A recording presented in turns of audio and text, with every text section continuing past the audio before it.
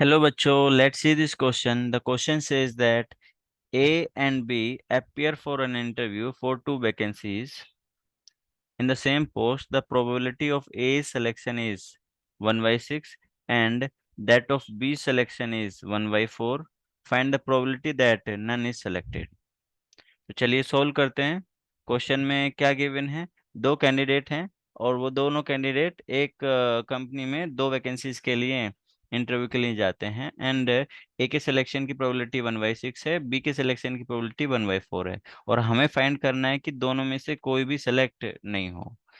तो इसमें की कॉन्सेप्ट क्या यूज होगा? Let's write it down. की कॉन्सेप्ट देखो, अगर कोई दो इंडिपेंडेंट इवेंट हैं, ठीक है, तो उनके उसके लिए एक फॉर्मूला होता है and what is that formula? If A and B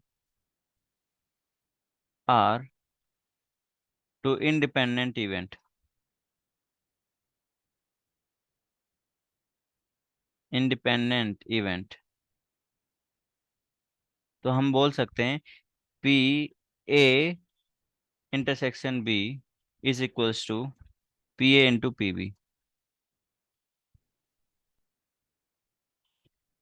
और यहाँ पर ए एंड बी क्या है? यहाँ ए इवेंट है ए का सिलेक्शन और बी इवेंट है बी का सिलेक्शन। तो let's write it down first. A getting select, A get selected और बी इवेंट क्या है? B get selected. अब हमें इन्होंने क्वेश्चन में दिया क्या हुआ है? प्रोबेबिलिटी ऑफ ए दे रखी है कि भाई ए का सेलेक्ट होने की प्रोबेबिलिटी 1/6 है। तो ए के रिजेक्ट होने की प्रोबेबिलिटी क्या हो जाएगी? एक ए के रिजेक्ट होने की प्रोबेबिलिटी ए बार क्या हो जाएगा?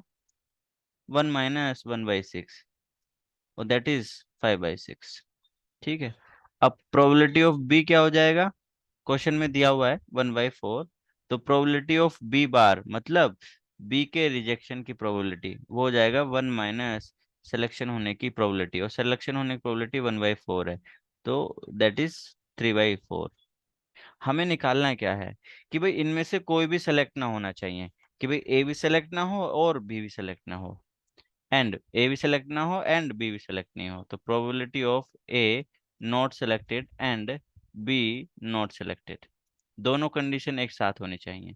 तो ये क्या हो जाएगा? Probability of A bar into probability of B bar. ऐसा हम क्यों लिख पा रहे हैं? क्योंकि अगर ए एंड बी इंडिपेंडेंट हैं तो ए बार एंड बी बार भी इंडिपेंडेंट होंगे और इनकी वैल्यूज हम ऑलरेडी कैलकुलेट कर चुके हैं। एक की वैल्यू 5/6 है एंड दूसरे की वैल्यू 3/4 है। तो ये कितना आ जाता है? Probability of A bar intersection B bar none is selected, तो हो जाएगा 5/8। I hope you understood it well. All the best. Thank you.